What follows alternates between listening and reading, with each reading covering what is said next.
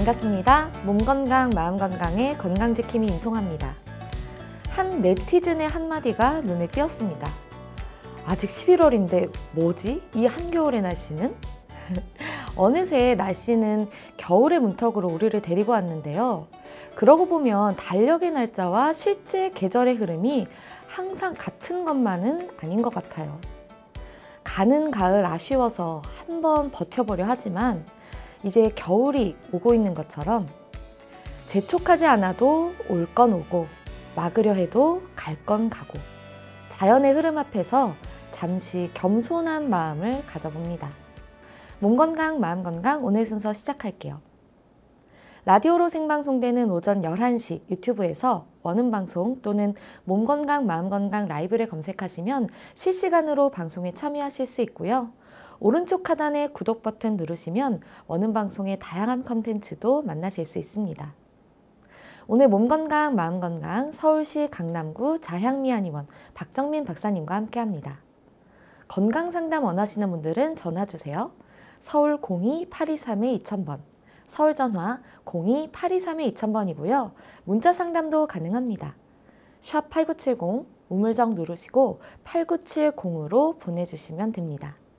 짧은 문자 50원, 긴 문자 사진 문자는 100원의 정보 이용료가 부과됩니다. 신청하실 땐 상담받으실 분의 키, 몸무게, 연세를 적어주시고요. 얼굴 사진이나 아픈 부위의 사진도 함께 보내주시면 더욱 자세하게 상담받으실 수 있습니다.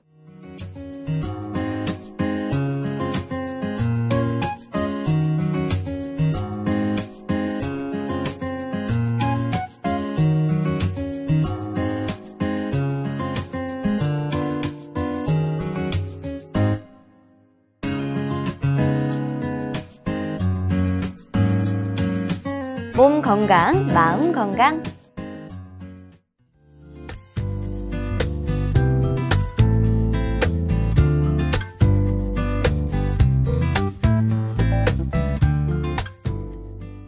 오늘은 박정민 박사님과 함께합니다. 박사님 안녕하세요. 네, 안녕하세요. 네, 오늘 강의 주제가 비만이잖아요. 네. 이게 정말 어떻게 보면 가장 많은 분들이 고민하시는 질병 네. 중에 하나일 수 있을 것 같아요. 네. 최근에 들어서 이제 질병의 범주로 우리 다이어트, 비만을 보고 있는데요. 네. 사실은 이제 미용적 관점에서 먼저 우리 비만이 문제가 되었는데, 네. 사실상 이제 과도한 체중의 증가, 비만으로 인한 질환 자체는 성인병을 유발할 수 있다는 부분. 그리고 성인병을 유발할 뿐더러 성인병이 걸린 분들이 비만일 경우에 그 병 자체가 잘 호전이 되지 않습니다. 그래서 이제 그런 건강적인 측면에서도 우리가 비만을 좀 접근해 봐야 될 그런 필요가 있습니다. 네, 진짜 실제로 보면 이렇게 이제 몸 건강에서 다른 질병들을 설명해 주실 때 원인으로 스트레스와 비만이 네, 가장 많이 나타나는 것 같아요.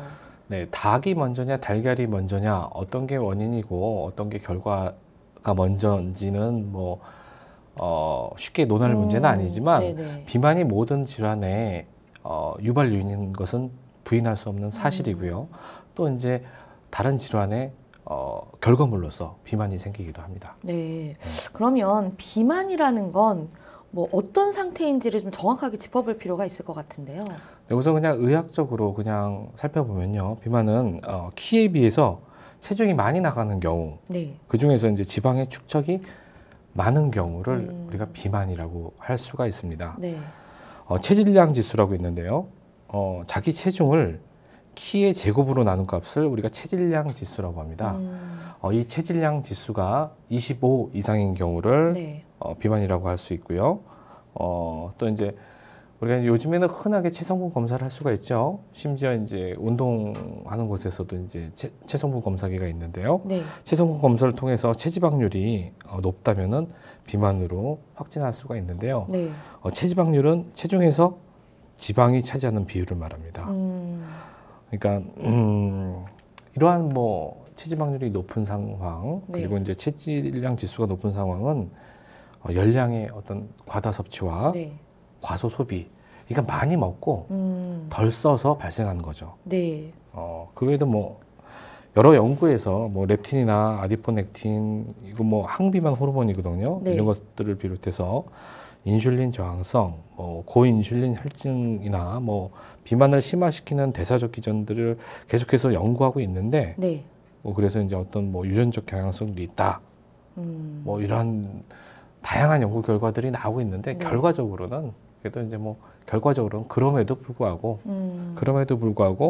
많이 먹고 네. 운동을 안 해서 네. 비만이 유발된다라는 것은 부인할 수 없는 사실입니다.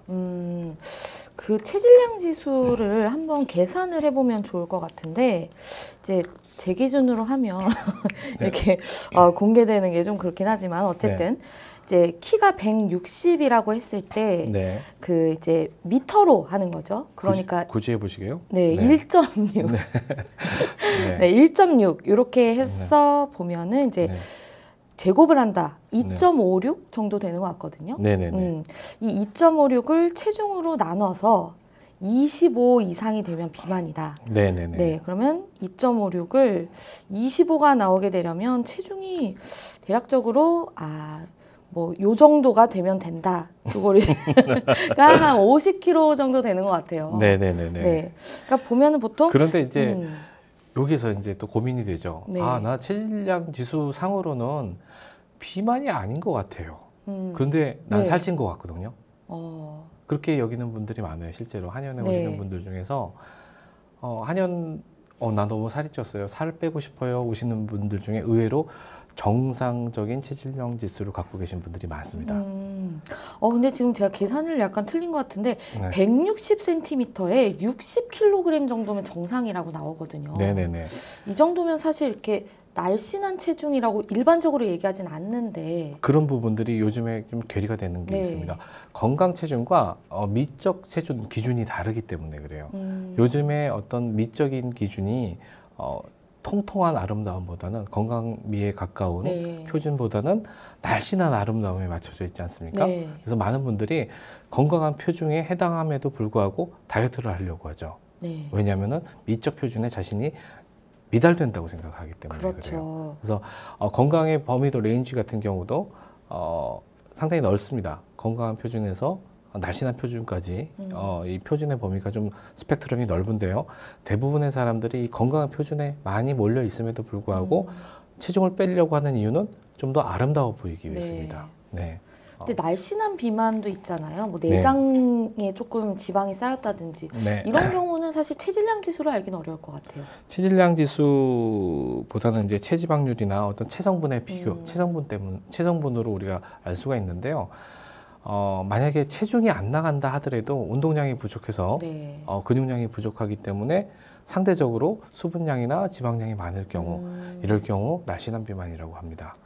수분량이 많아도 비만일 수가 있나요? 그렇죠. 근육량이 상대적으로 적을 경우에 그러니까 날씬한 비만이라기보다는 이제 내장형 비만, 네. 그러니까 운동을 안 해서 발생하는 그런 비만이라고 표현할 수가 있습니다. 한의학적인 관점에서 비만을 어떻게 보고 있는지도 궁금한데요. 네, 몸 전체적으로 살이 많은 전신 비만이건 어떤 특정 부위에 살이 많은 뭐 하체 비만, 복부 비만, 상체 비만 등의 어떤 부분 비만이건 간에 예쁘지 않다는 어떤 외모의 열등감이 비만의 가장 큰 자각 증상임은 제가 방금 말씀드렸고요. 네. 또 살이 찌면서 몸이 무겁거나 뭐 피로하고 네. 뭐 허리나 무릎, 발목 등의 관절 통증이 나타나고 뭐 고지혈증이나 네. 고혈압 같은 비만과 관련된 성인병들이 합병증으로 나타날 수 있습니다. 한의학에서는 이러한 비만을 습담증과 기여부종 이렇게 나누어 보고 있습니다. 하나씩 살펴보면 좋을 것 같은데 먼저 네. 습담증이라는 건 어떤 건가요? 우리 몸의 3분의 2를 구성하고 있는 수분, 이것은 이제 한의학에서는 진액이라고 표현을 하는데요. 네. 이러한 진액이 몸에 쌓여서 유발하는 병리적 노폐물의 어떤 집합체가 될 수 있는데 이것을 습담이라고 합니다. 그러니까 수액이 잘 돌지 않은 것들, 우리 몸에 어떤 수분이 잘 돌지 않아서 정체되는 것들을 우리가 습담이라고 표현을 하는 거죠. 네. 그래서 노폐물이 되는 것들, 이것들을 습담이라고 표현하는데요. 비만도가 높고 오랫동안 다이어트를 해도 반복적인 어떤 요요현상이나 정체기를 경험하는 경우에 이런 경우 우리가 이제 습담증이다라고 진단하는 경우가 많습니다. 네. 특히 이제 복부 비만이나 내장 지방이 많아서 대사증후군, 그리고 고혈압, 당뇨, 고지혈증, 지방간과 같은 어떤 성인병으로 이완되는 경우에 이 습담이 원인이 돼서 다이어트 저항성과 내성이 생기는 경우가 많습니다. 보통 요요 같은 경우엔 원래 다이어트하면 을에 오는 것이다 이렇게들 알고 네. 계신데 이게 좀 습담증이 원인이라 이런 현상이 일어날 수 있다는 거네요. 네, 그 동의보감에 왕상군 담론이라는 편이 있는데요. 네. 거기서 이제 담을 표현할 때 담의 증상 중에 하나가 줄었다 늘었다 줄었다 늘었다 증상이 왔다 갔다 하는 겁니다. 그러니까 네. 요요 현상의 증상이 어떻습니까? 줄었다 늘었다 줄었다 네. 늘었다 하는 거죠. 제가 요요 왕이거든요.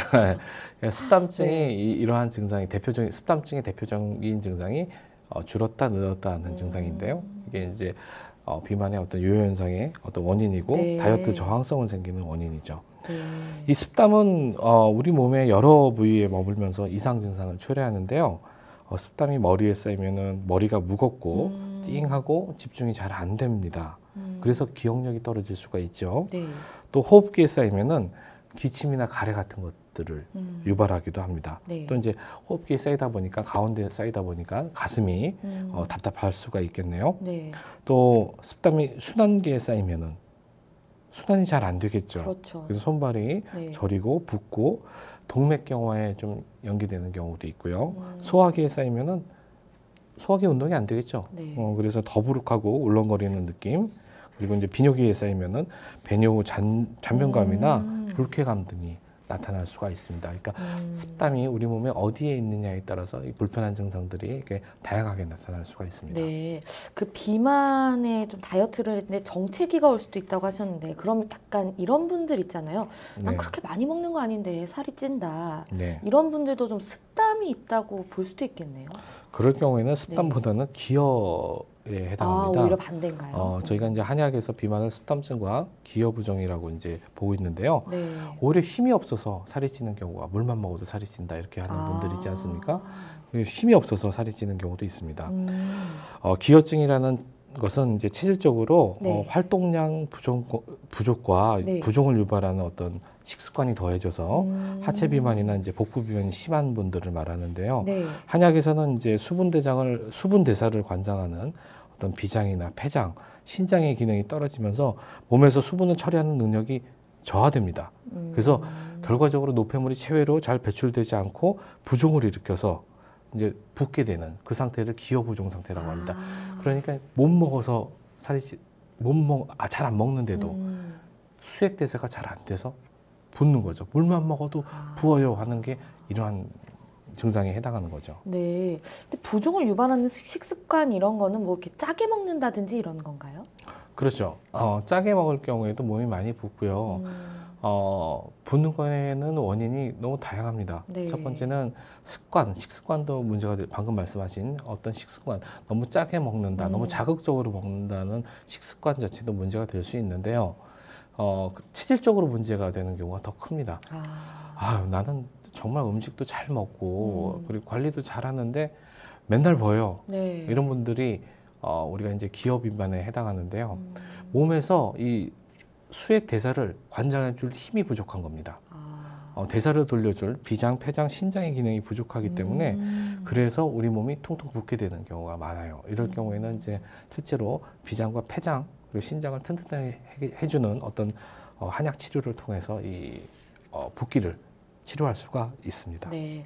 그럼 말 그대로 내가 살이 잘 찌는 체질인지를 좀 알아보면 좋을 것 같은데 네. 먼저 습담이 있는 분들이 자가 진단을 그럼 해볼 수가 있을까요? 네. 만약에 이제 내가 습담이 있다. 어떻게 알 수 있냐면 습담이 몸에 있는 부위에 따라서 증상이 여러 가지로 나눠지지 않습니까? 네. 그래서 지금 제가 불러주는 12가지 증상 중에서 네. 만약에 증상을 들어보고 만약에 이 중에서 0개에서 하나도 없거나 네. 2개 정도가 나오면은 뭐 습담은 그렇게 걱정할 단계는 아니고 네. 만약에서 3개에서 5개 정도가 해당한다 생각되면은 습담증이 좀 위험하다 생각할 수 있고요. 네네. 6개 이상 만약에 해당된다 이러면은 이거 습담증이다 판단할 수가 있습니다. 네. 12개 중에 뭐 이제 2개 정도까지는 괜찮고 3개에서 5개는 좀 위험하고 6개 이상이면 습담증이다. 습담증이다. 봐도 무방합니다. 네. 자, 말씀해 이제 주시죠. 12가지를 불러드리겠습니다. 네. 첫 번째, 소화불량이 있다. 소화불량. 두 번째, 잘 붓는다. 잘 붓는다. 세 번째, 몸이 무겁다. 네 번째, 아침에 일어나기가 힘들다. 네. 다섯 번째, 날이 흐리면 몸이 쑤신다. 아, 이거 네. 많은 분들이 호소하시는 건데. 이것도 습담입니다. 아. 여섯 번째, 네. 머리가 무겁고 어지럽다. 일곱 번째, 의욕이 없다. 의욕이. 아, 이것도 습담입니다. 네. 이 정서적인 부분에 습담이 차면 이렇게 몸에 의욕이 없어집니다. 여덟 번째, 허리나 무릎 통증이 복부 비만과 함께 있다. 복부 비만이 있으면서 이제 허리랑 무릎이 좀 쑤시는 그렇죠. 분들인 거죠. 예. 네. 습담이라는 어떤 느낌은 이렇게 통통한 느낌. 그러니까 무거운 느낌. 그죠. 복부 비만이 있는 퉁퉁한 중년의 남자의 모습이 어떤 습담체다. 이렇게 보시면은 대부분 이제 거의 맞습니다. 네. 그리고 이제 아홉 번째, 대소변을 보고 난 후에 개운치가 않다. 그리고 열 번째, 지방간 진단을 받은 경험이 있다. 네. 11번째, 물을 잘 안 마신다. 이것도 습담인가요? 네, 이것도 습담입니다. 수액대사가 정체가 되니까요. 네. 12번째, 피부에 잡티가 신경 쓰인다. 자, 여기에서 몇 개가 골라졌나요? 저는 3개 정도가 나오네요. 특히 물을 제가 진짜 안 마시거든요. 네. 저도 3개가 나오네요. 습담 위험군에 속해 있는. 저희는 습담 위험군에 네. 속해 있네요. 예.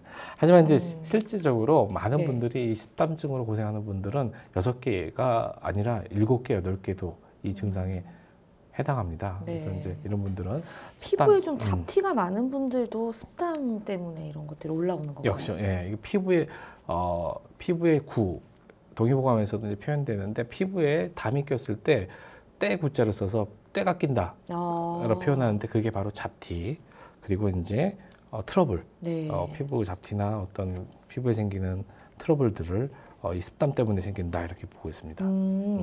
그럼 이번엔 기허부종인 분들이 네. 자가 진단을 할 수 있는 방법.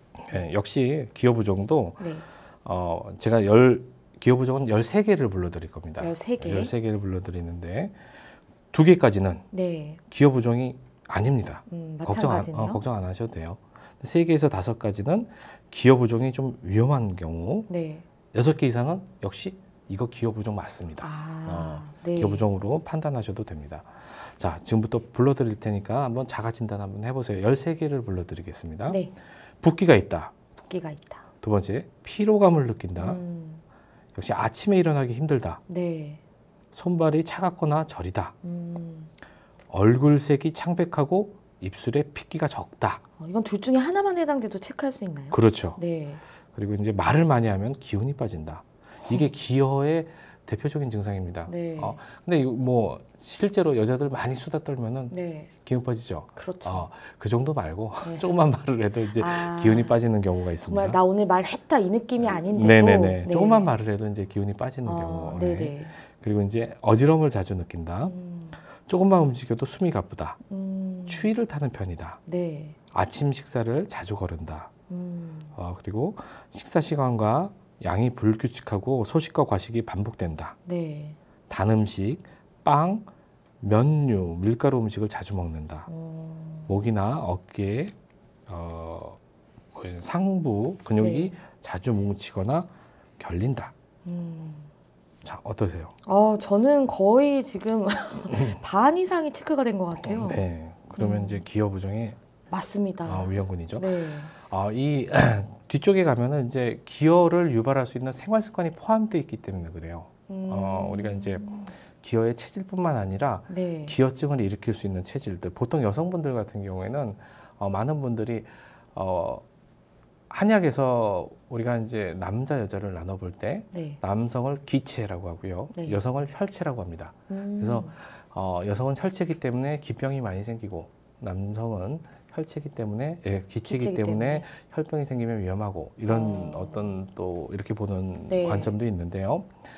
여성들 같은 경우에는 이 기병이 생기기 쉬운 것이 바로 불규칙한 식사 습관 네. 그리고 이제 운동 안 하는 거 있지 않습니까? 운동 안 하죠. 운동 안 하는 거 그리고 아침 식사 자주 거르는 거, 그리고 밀가루 음식 자주 먹는 거, 네.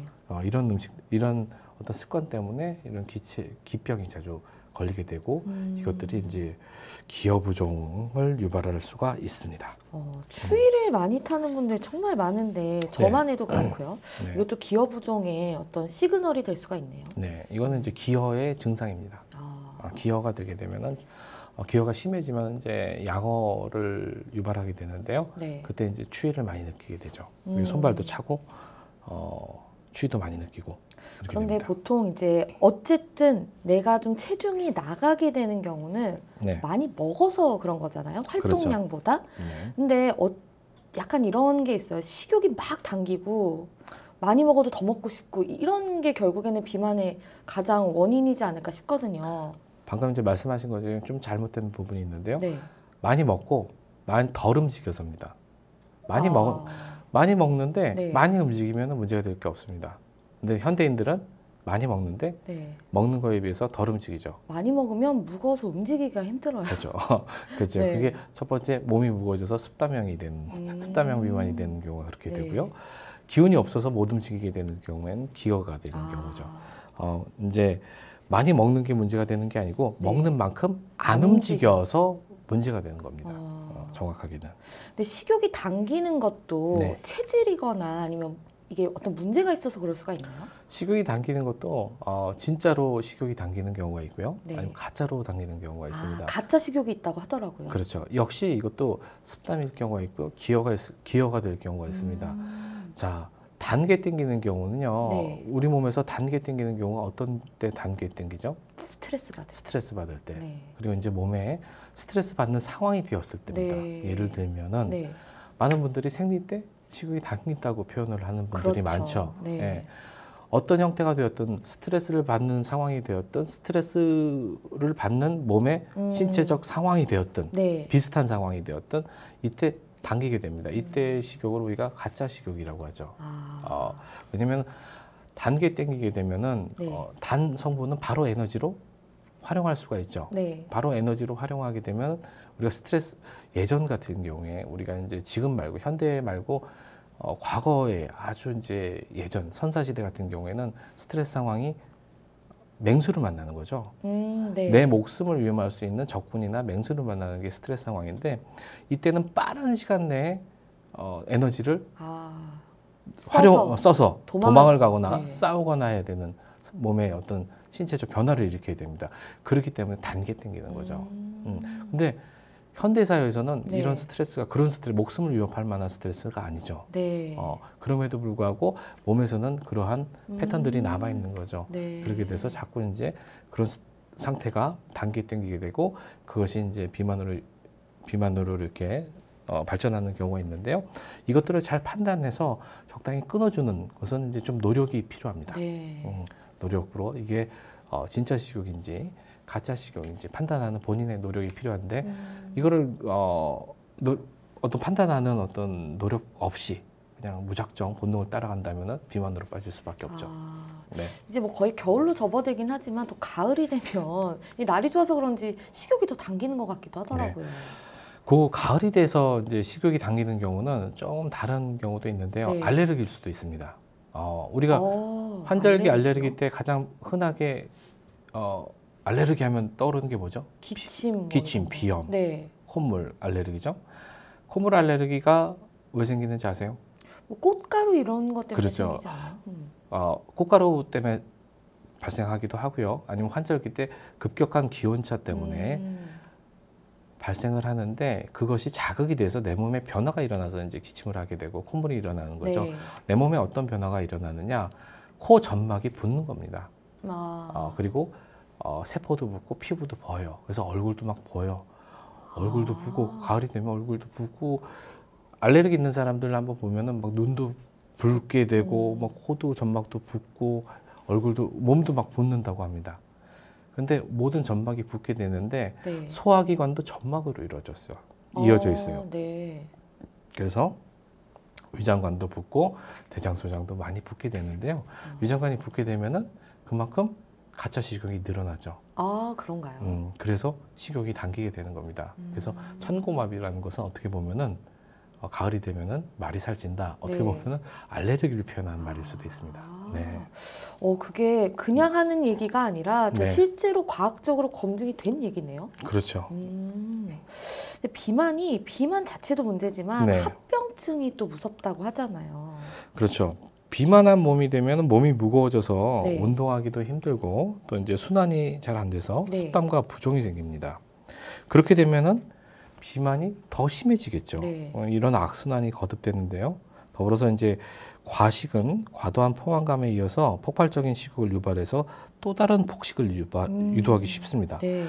지금 다시 말하면 과식한 사람은 더 그만큼 과식. 위장이 늘어나서 또 과식하기 쉽다는 네. 거죠. 비만이 지속되면 또 인슐린 저항성이 생기고 강도도 심해져서 대사증후군을 거쳐서 어떤 지방간, 고지혈증, 당뇨, 고혈압 등의 성인병을 유발하기도 합니다. 또한 어떤 동맥경화를 촉진해서 뇌졸중, 심근경색 등 생명을 위협하는 무서운 합병증으로 이어날 수도 있으니까 이 비만이 가벼운 병만은 아니죠. 네. 비만에 대해서 알아봤는데 치료 방법도 좀 알아보면 좋을 것 같아요. 네, 사실은 한약에서 뭐 다이어트 비만 치료한다 네. 하는데 뭐 약도 쓰고 침도 쓰고 네. 뭐 약집도 쓰고 매선도 쓰고 부항도 하고 여러 가지 치료 방법이 있는데 네. 이것보다 앞서는 게 뭘까요? 자신의 의지입니다. 그렇죠. 비만 같은 경우는 비만의 원인이 되는 것은 분명히 활동보다 많은 음식의 섭취가 원인이 된다고 말씀을 드렸어요. 네. 본인이 활동을 많이 하거나 아니면은 음식의 섭취를 자제하면은 치료에 의존할 필요가 없습니다. 네. 하지만 그게 너무 힘들죠. 힘들죠. 자기가 의지로 식욕을 줄이는 게 너무 힘듭니다. 네. 그래서 의료의 도움을 받는 겁니다. 네. 정확히 다시 말씀드리면은 본인이 스스로 음식, 식이 조절을 할 수 있으면 치료를 받을 필요가 있다 없다? 없죠. 없습니다. 근데 없고. 그게 가장 어렵거든요. 나를 이기는 것. 네. 네. 그게 너무 힘드니까 바로 한약의 도움을 받는 겁니다. 이게 역시 다이어트 약을 쓸 때도 본인이 식이 조절을 할 수 있는 습관을 만드는 데 도움을 주는 약을 쓰는 거고요. 그리고 이미 어떤 다이어트하기 힘든 몸들이 있어요. 습담이 너무 강해갖고선 자기가 움직이고 싶어도 움직일 수 없는 상태가 된 몸들, 이 습담을 치료할 때 사용을 하고요. 또 기혈증 때문에 너무 힘들어서 비만을 치료할 수가 없는 상태가 있어요. 이럴 경우에 오히려 기혈증을 회복하는 이런 한약을 쓰기도 합니다. 네. 그리고 이제 또 하나 이런 데 도움을 많이 주면서 만약에 이제 급격하게 네. 다이어트를 많이 해야 될 필요도 있어요. 고도 비만인 분들 있지 않습니까? 네, 네. 이분들은 생각보다 빠른 시간에 많은 체중을 빼야 되는 경우가 있습니다. 네. 방금 그 비만의 위험 중에 비만은 어떤 성인병의 중요한 원인이 네. 된다고 했죠. 비만이 있으면은 뭐 동맥경화를 일으키고 뭐 뇌졸중, 심근경색 그 외에 뭐 담결석도 생기게 할 수 있고요. 여러 가지 여자 경우에는 호르몬의 불균형을 갖고 와서 생리불순 같은 것도 일어날 수가 있지 않습니까? 네. 그런데 반대로 다이어트를 급격하게 하게 되면은 역시 똑같은 증상들이 일어납니다. 갑자기 살을 많이 빼게 네. 되면은 여자 같은 경우에는 생리가 불순할 수가 있고요. 그리고 담결석도 생길 수 있고요. 네. 또 지방간도 생길 수 있고 그리고 고지혈증도 생길 수 있고 당뇨도 생길 수 있습니다. 없었던 병도 만들 수가 있어요. 그러니까 급격하게 다이어트를 하기 위해서 몸을 건강을 위해서 다이어트를 했는데 안 좋은 병들이 생길 수도 있는 거죠. 거꾸로. 네. 그래서 이것을 예방하기 위해서 한약을 사용하기도 합니다. 근데 사실 약물을 사용한다는 게 좀 우려가 되실 수도 있을 것 같아요. 네. 그래서 거기에 대해서 대한비만학회에서 정한 어떤 치료 원칙이 있다면서요? 네. 대한비만학회에서는 약물을 사용할 때 네. 11가지의 어떤 치료 원칙을 내세워서 약물을 사용할 때 이렇게 사용해야 된다라는 어떤 규정을 하고 있습니다. 네. 하나하나 살펴보면요. 네. 우선 첫 번째 약물요법은 비만으로 인한 어떤 심혈관계 질환 및 건강상의 문제로 인해서 체중의 감량이 필요한 경우에만 적용해야 하며 네. 미용을 목적으로 사용해서는 안 된다. 아. 네, 만약에 말씀드렸듯이 미용을 목적으로 사용할 경우는 본인의 의지로 충분히 사실 뺄 수 있는 상황이거든요. 그렇기 때문에 무리해서 약물을 사용하는 것은 좋지 않다. 이런 네. 말씀을 드리는 거고요.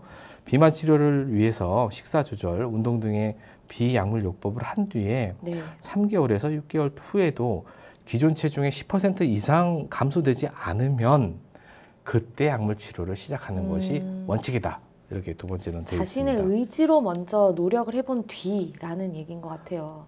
비만 치료의 가장 첫 번째 대전제는 자신 스스로 식이 조절을 하고 운동을 할 수 있으면은 의학적 도움을 받지 않는답니다. 네. 네. 세 번째는 비만 약물 치료는 표준 체중을 목표로 하는 것이 아님을 알아야 한다. 기존 체중의 5에서 6% 정도만 감량되어도 건강상의 이득이 있으므로 과도한 체중 감량을 지향해서는 안 된다. 무슨 말씀이냐면은 미용의 목적으로 너무 과도하게 체중 감량을 하면은 오히려 개인에 따라서는 사람에 따라서는 더 건강에 해가 올 수 있습니다. 네. 이런 부분들은 개인 차에 맞춰서 건강을 목적으로 딱 적당한 양만 약물 치료를 해야 된다. 이 말씀을 드리는 거고요. 네. 비만 약물 치료는 정기적 안정성과 유효성이 확립된 것을 시도해야 된다. 이런 것도 있고요. 네.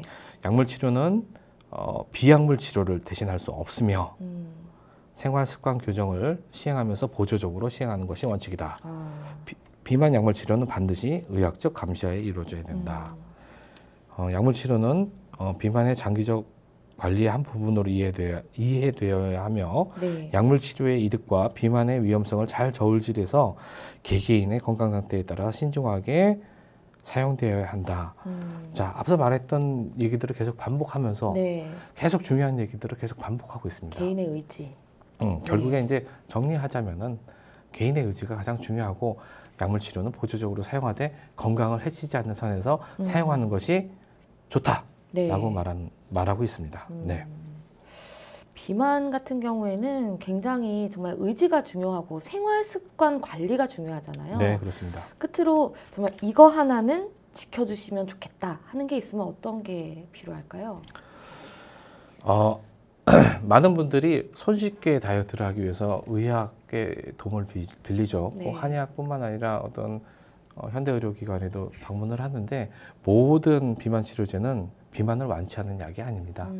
비만의 치료 원칙은 자신의 생활 습관 관리 이것이 시작이자 끝입니다. 이것이 너무 힘들기 때문에 의학적 도움을 받는다는 걸 꼭 잊지 마시고요. 네. 우선 본인 스스로가 할 수 있는 비만 다이어트의 첫 단계 조금 걷는 운동을 안 하시면 걷는 운동부터 시작하시고 지금 먹고 있는 음식을 조금씩 줄이시는 그 습관부터 바꿔나가는 것을 먼저 권해드립니다. 그 운동이 있잖아요. 네. 약간 이런 게 있어요. 운동을 심하게 하면 배고파서 정말 의지고 뭐고 더 막 먹게 되는 그런 현상이 일어나거든요. 네. 사실 이제 많은 분들이 또 착각하고 있는 게 네. 다이어트 체중을 줄이기 위해서 운동을 하는 분들이 있어요. 네. 운동을 하는 분들이 있는데 운동을 한다고 체중 줄지 않습니다. 그렇다 그러더라고요. 체중이 주는 이유는 밥을 안 먹어야지만 체중이 줍니다. 네. 식이가 조절이 돼야지만 체중이 줄고요. 운동을 열심히 하게 되면요. 예를 들면 제가 3시간 동안 운동을 합니다. 그러면은 3시간 동안 운동을 열심히 해서 수분이 쫙 빠지고 네. 거기에 따른 뭐 지방도 빠졌다고 합시다. 네, 네. 한 수분과 지방이 한 1kg가 3시간 운동해서 1kg가 빠지면 3시간 운동을 했기 때문에 네. 근육이 1kg가 찝니다. 아, 체중의 변화는 없죠. 없습니다. 그럼 운동을 왜 할까요?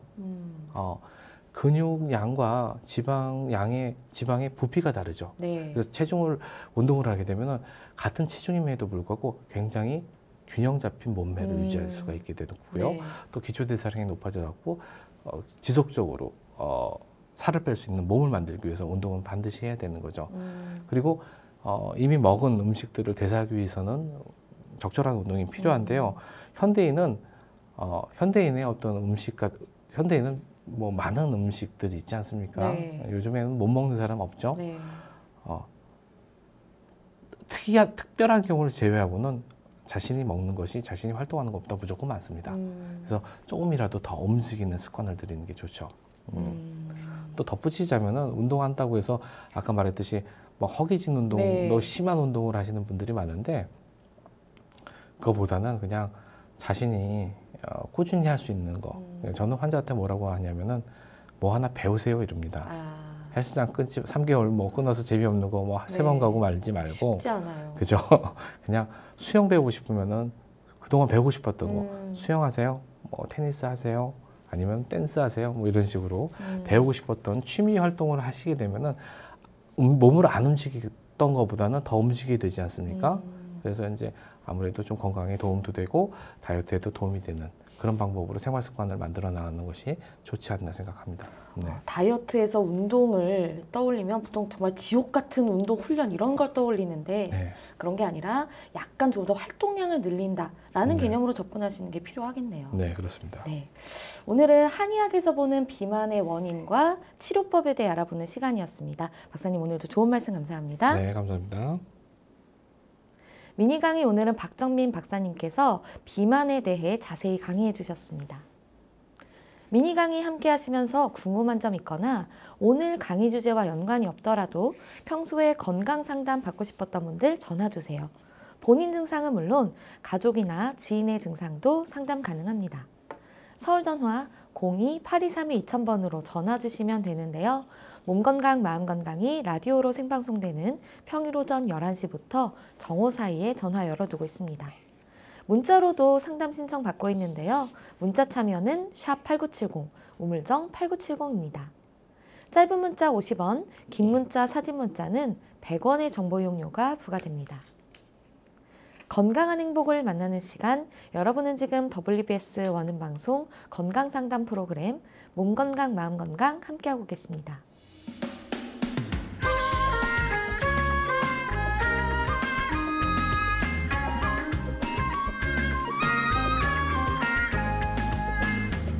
날이면 날마다 찾아오는 시간이 아닙니다. 약이 되고 복이 되는 꿀같은 건강정보 튼튼보감 시간입니다.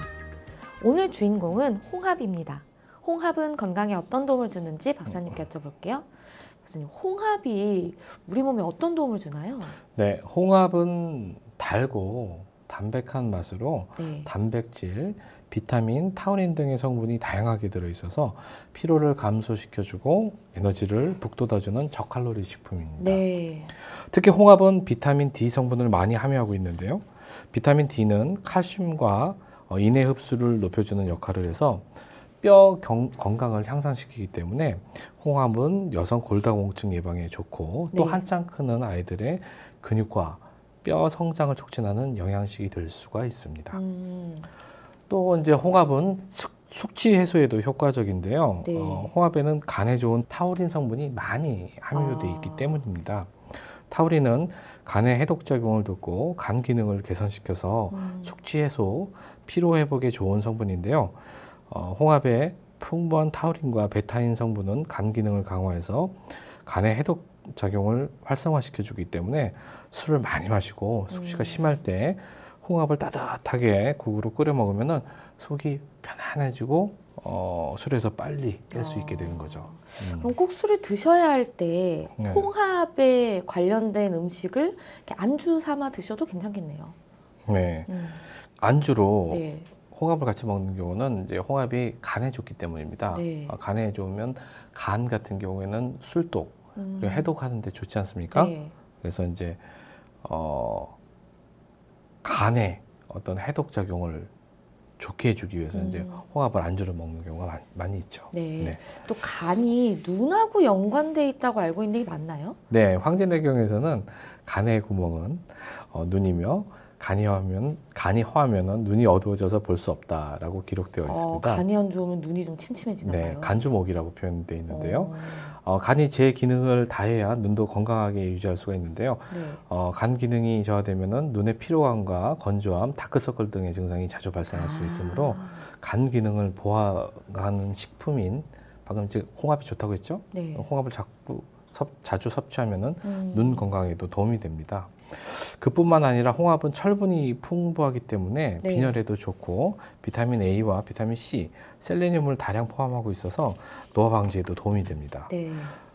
또한 혈중 콜레스테롤을 줄여서 혈액을 깨끗하게 유지할 수 있게 도와서 혈액순환을 촉진하기도 하는데요. 네. 막힌 기운을 풀어서 소통되게끔 만들어줘서 여성의 자궁 출혈이나 냉대화 등을 다스려 여성의 자궁 질환에도 도움이 된다고 합니다. 다만 이제 홍합은 산란기인 5월에서 9월 사이에는 네. 삭시토신이라는 성분을 함유하고 있는데요. 이 성분이 이제 마비나 언어 장애 등의 증상을 유발한다고 하니까 네. 이 시기에 홍합은 피하고 겨울철에만 섭취하는 것이 좋아 보입니다. 5월에서 9월 사이에 피하시는 게 좋다는 건 꼭 기억을 해두시면 좋겠네요. 네. 알겠습니다. 박사님 좋은 정보 감사합니다. 네, 감사합니다. 튼튼보감 오늘은 홍합에 대해 전해드렸습니다.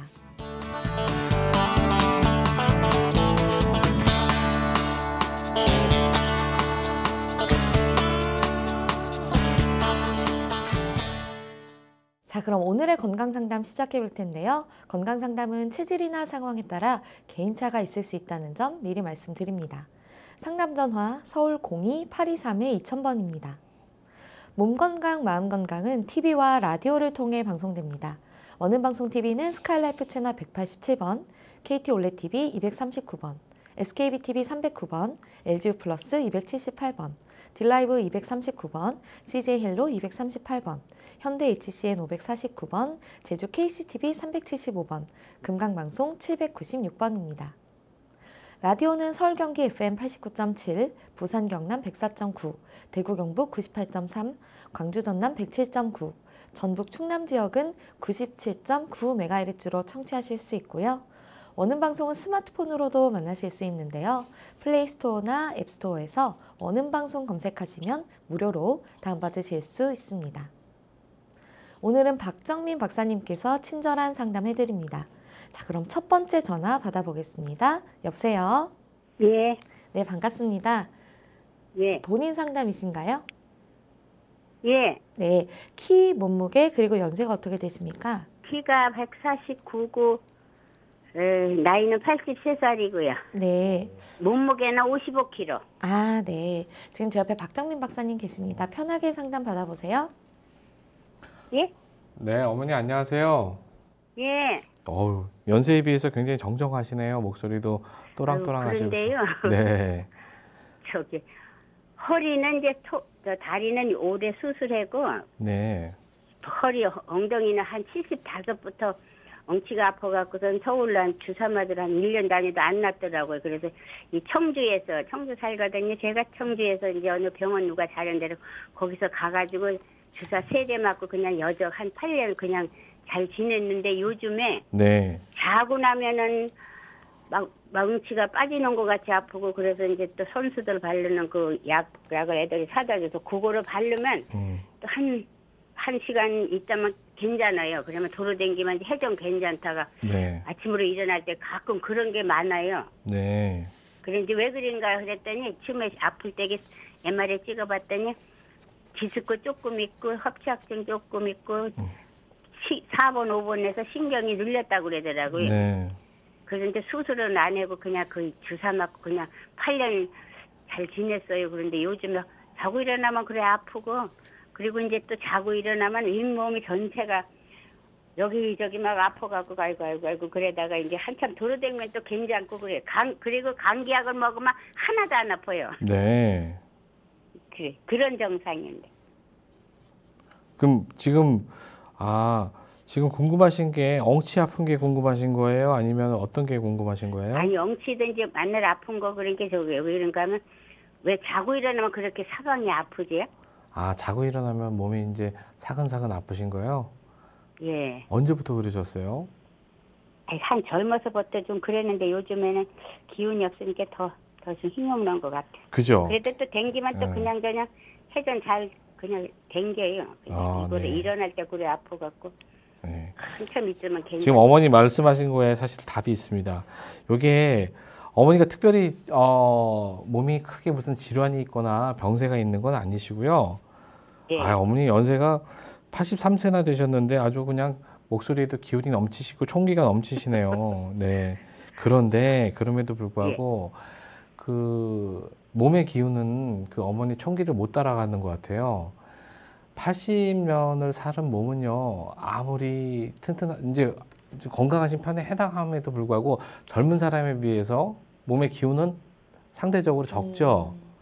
그래서 나타나는 증상이에요. 이게 아침에 일어날 때 막 몸이 사근사근 아픈 증상들은요, 지금 이렇게 나타나는 증상은요, 기혈로 인해서 나타나는 몸의 이제 근육통입니다. 그래서 네, 보통 조금 크게 말씀해 주시겠어요? 몸에 기운이 없어서 나타나는 기운이 몸의 없어요. 그럼 근육통이에요. 보약 뭐 그런 거 먹으면 될까요? 예, 보약 먹으면 많이 좋아지세요. 그래서 보통은 이제 염소 한 마리 그럼 해 먹어볼까요?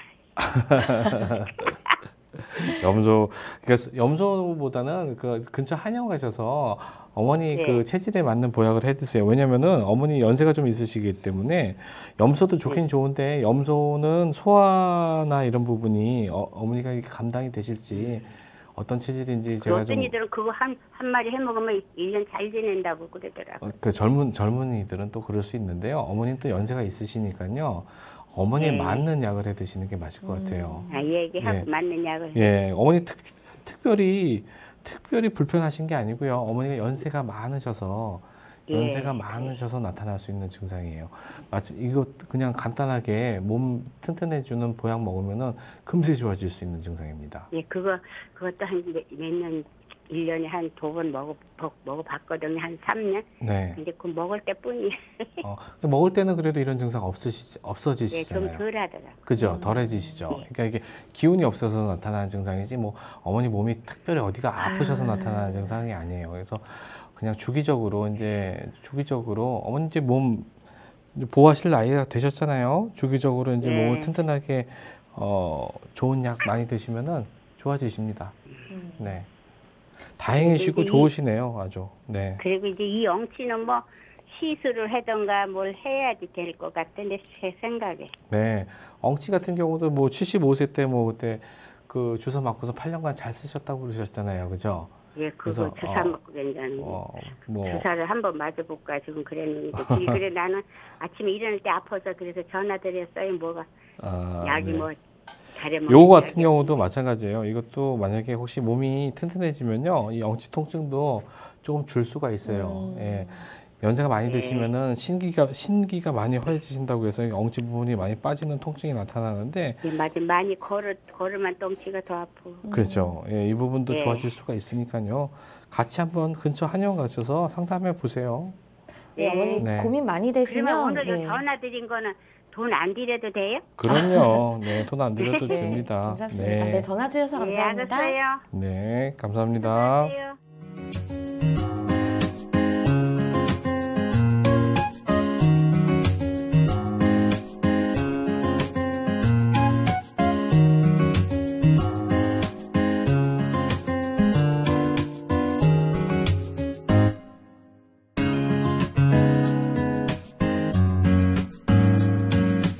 몸 건강, 마음 건강. 몸 건강, 마음 건강 오늘은 박정민 박사님과 함께했습니다. 박사님 오늘도 좋은 말씀 감사합니다. 네, 감사합니다. 다음 시간엔 한의사 오경환 원장님과 함께할게요. 오늘도 건강한 하루 보내세요.